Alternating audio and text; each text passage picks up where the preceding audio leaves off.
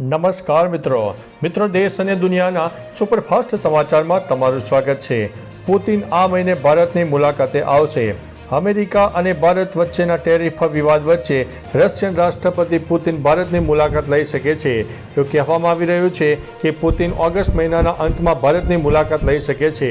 US રાષ્ટ્રપતિ Donald ટ્રમ્પે Russia પાસેથી તેલ ખરીદવા માટે ભારત ઉપર 50% ટેરિફ લાદ્યો છે।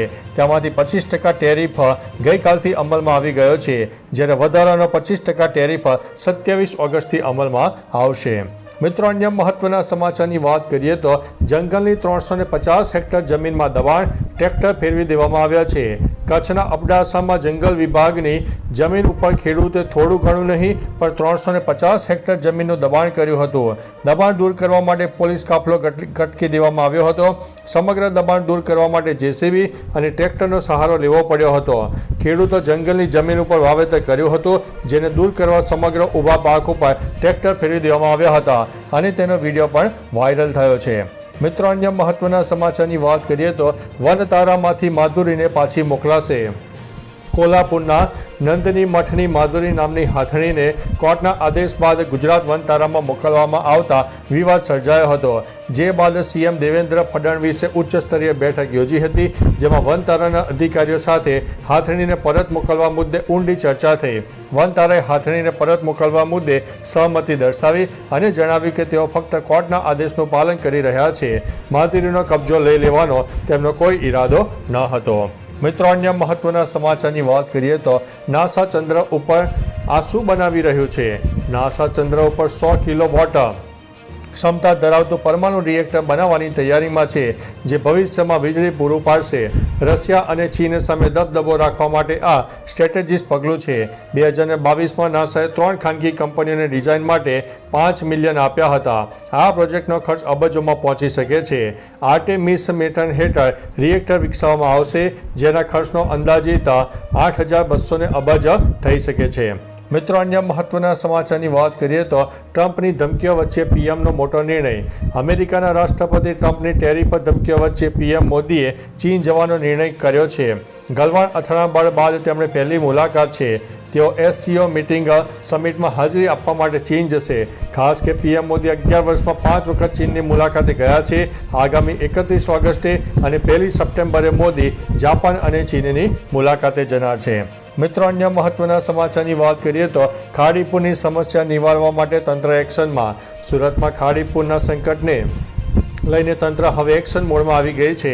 ખાડી કિનારે ગેરકાયદેસર બનેલી મિલકતો પર તંત્રનું બુલડોઝર ફરી વળ્યું છે।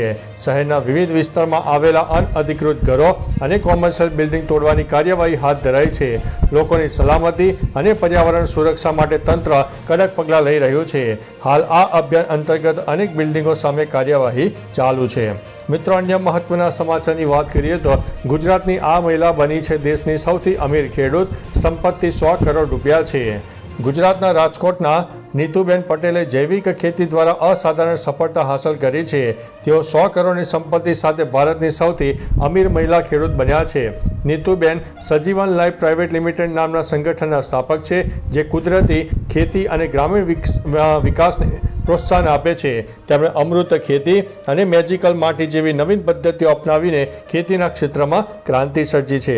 મિત્રો, અન્ય મહત્વના સમાચારની વાત કરીએ તો સોશિયલ મીડિયામાં દુશ્મન અને ફોટોમાં શું મિત્રો છે કે શું? રાજનીતિ એટલે સગા બાપનો પણ સંબંધ ન રાખે એવું લોકો કહે છે। હવે સોશિયલ મીડિયામાં ગોપાલ ઇટાલિયા અને કાંતિ અમૃત્યાનું એક તસવીરો સામે વાયરલ થઈ રહી છે।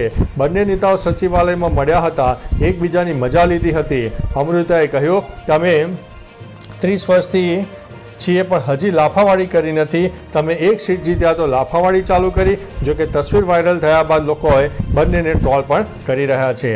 મિત્રો, અન્ય મહત્વના સમાચારની વાત કરીએ તો બરફના શિવલિંગથી ઝળહળતું ત્રિલિંગેશ્વર મંદિર। સોલા ખાતે આવેલા ત્રિલિંગેશ્વર મહાદેવ મંદિરમાં શ્રાવણ માસ દરમિયાન ભક્તોની ભીડ ઉમટી પડી। બરફના શિવલિંગનું વિશેષ આકર્ષણ લોકોને આધ્યાત્મિક રીતે શાંતિ આપી રહ્યું છે। સાંજના સમયે કર્ણપ્રિય સંગીત સાથે દિવ્ય આરતીનું આયોજન ભક્તોને વધુ આકર્ષે છે।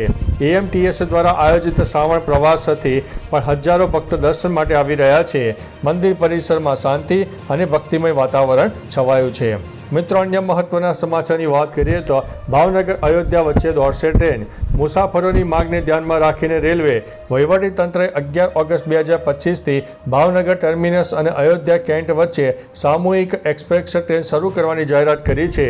ટ્રેન નંબર 19201 દર સોમવારે બપોરે 1:50 ભાવનગરથી નીકળશે અને બીજા દિવસે સાંજે 6:30 વાગે અયોધ્યા પહોંચી જશે. પરત ફરતી ટ્રેન નંબર 19202 દર મંગળવારે રાત્રે 10:30 વાગે અયોધ્યાથી નીકળશે અને ગુરુવારે સવારે 4:45 ભાવનગર પહોંચશે. મિત્રો, અન્ય મહત્વના સમાચારની વાત કરીએ તો વધુ પડતી હળદરનું સેવન નુકસાનકારક સાબિત થયું છે. અમેરિકાની 57 વર્ષીય મહિલાએ ઇન્સ્ટાગ્રામ ઉપર એક ડૉક્ટરનો હળદરની પ્રશંસા કરતો વિડીયો જોઈને રોજ હળદરના સપ્લિમેન્ટ લેવાનું શરૂ કર્યું. થોડા જ અઠવાડિયામાં તેમને પેટનો દુખાવો થયો, ઉબકા જેવી તકલીફો થઈ. હોસ્પિટલમાં તપાસ કરતા જાણવા મળ્યું કે તેના લીવરના એન્ઝાઇમ લેવલ સામાન્ય કરતાં 70 ગણા વધારે છે.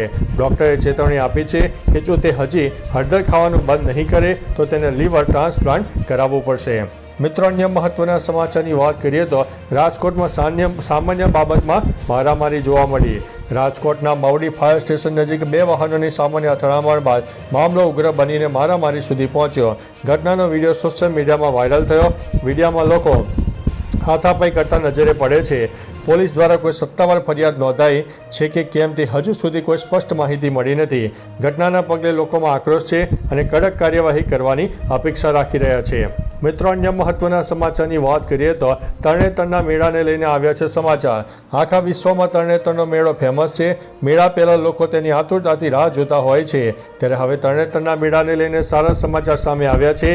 તારીખ 26થી 29 ઓગસ્ટ સુધી ભાતીગળ લોકમેળાનું આયોજન સુરેન્દ્રનગર જિલ્લામાં થાનગઢ તાલુકાના તરણેતર ગામે થનાર છે, જેને લઈને કલેક્ટર કચેરી સભાખંડ ખાતે જિલ્લા કલેક્ટર રાજેન્દ્ર કુમાર પટેલના અધ્યક્ષસ્થાને એક બેઠક યોજીને જરૂરી સૂચના આપવામાં આવી છે. મિત્રો, અન્ય મહત્વના સમાચારની વાત કરીએ તો કર્મચારીએ લગાવ્યો એએમસીને લાખો રૂપિયાનો ચૂનો. એએમસીના પગી કક્ષાના કર્મચારી ભૂપેન્દ્ર ભાટી પર 20થી 25 લાખની છેતરપિંડીનો આરોપ છે. ફાયર વિભાગના જમાલપુર સ્ટેશનમાં ફરજ બજાવતા ભૂપેન્દ્રે ચાર્જની પાવતી આપીને વર્ષો સુધી પૈસા એકાઉન્ટ વિભાગમાં જમા ન કરાવ્યા હોવાનો ખુલાસો છે. તે રજા ઉપર જતા અન્ય કર્મચારીને જવાબદારી સોંપતા મામલો સામે આવ્યો છે. વિજિલન્સે તપાસ શરૂ કરી છે અને સિનિયર હેડ ક્લાર્કની સંડોવણી પર શંકા છે. મિત્રો, અન્ય મહત્વના સમાચારની વાત કરીએ તો ચીનમાં ચિકનગુનિયાના 7,000 કેસ નોંધાયા છે. ચીનના ગુઆડોગમાં 7,000 જેટલા ચિકનગુનિયાના કેસ નોંધાયા છે, જ્યારે ફોસાનમાં એલર્ટ જારી કરવામાં આવ્યું છે. દર્દીઓને નેગેટિવ રિપોર્ટ ન આવે ત્યાં સુધી હોસ્પિટલમાં રાખવાનો આદેશ આપવામાં આવ્યો છે.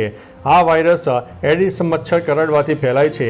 ચિકનગુનિયામાં સાંધા અને સ્નાયુઓ જકડાઈ જાય છે, થાક લાગે છે અને ત્વચા ઉપર લાલ ચમખા પડી જાય છે. આ રોગમાં મચ્છર કરડવાથી બચવું સૌથી અસરકારક ઉપાય છે. તો ચાલો મિત્રો, ફરીથી દેશ અને દુનિયાના સુપરફાસ્ટ સમાચાર લઈને મળતા રહીશું. ત્યાં સુધી અમને રજા આપશો. નમસ્તે.